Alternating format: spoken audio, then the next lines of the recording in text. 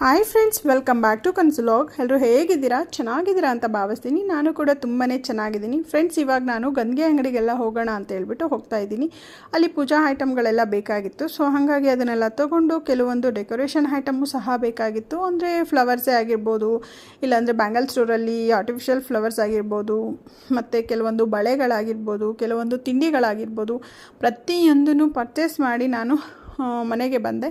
So ತುಂಬಾ costly ಇರುತ್ತೆ ಹಬ್ಬಗಳ ಟೈಮಲ್ಲಿ. ನಿಜ, ಹಾರ ಎಲ್ಲ ಎಷ್ಟು ಕಾಸ್ಟ್ಲಿ ಇದೆ ಫ್ರೆಂಡ್ಸ್. ಒಂದೊಂದು ಹೂವಿನ ಹಾರನೂ ತುಂಬಾ ಕಾಸ್ಟ್ಲಿ ಇದೆ.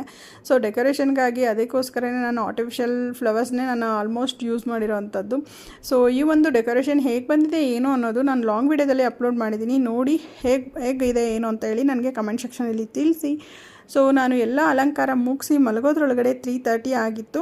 ಸೊ ರಂಗೋಲಿ ಸಹ ಹಾಕಿಬಿಟ್ಟು ಮಲಗಿಬಿಟ್ಟೆ. ಸೊ ಇವತ್ತಿನ ದಿನ ತುಂಬಾ ಚೆನ್ನಾಗಿತ್ತು. Thank you. See in the next vlog.